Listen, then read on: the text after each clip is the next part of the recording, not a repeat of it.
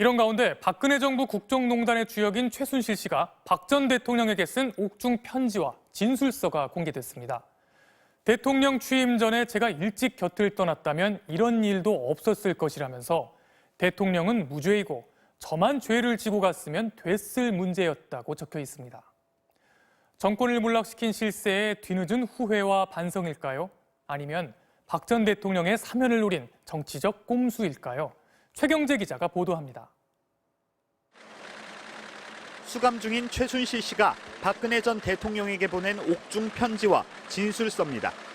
최 씨는 편지를 통해 애당초 박 전 대통령은 죄가 없었고 자신만 죄를 지고 갔으면 됐을 문제였다며 나쁜 인연을 만나 대통령에게 죄를 씌워 괴롭다고 말했습니다. 또 법원에 제출한 진술서에는 일개 국민인 자신이 왜 받지도 않은 뇌물죄로 처벌받아야 하는지 모르겠다며 수사와 재판 과정에 강한 불만을 드러내기도 했습니다. 특히 박 전 대통령 지지자들을 주말마다 태극기를 든 애국자로 표현하면서 박 전 대통령의 무죄를 밝혀달라고 했습니다.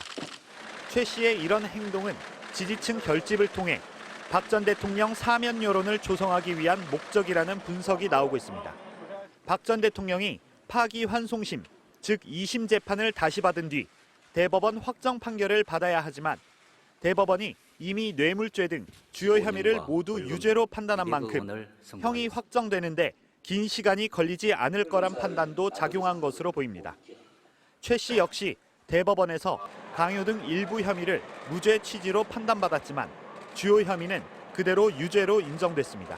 최근에 정치적으로 보수 세력들이 결집되는 것들을 보면서 아마도 정치적 사면이나 복권을 염두에 두고 지지자들이 계속적인 석방운동을 해줄 것들을 호소하려는 그런 의도라고 보여집니다.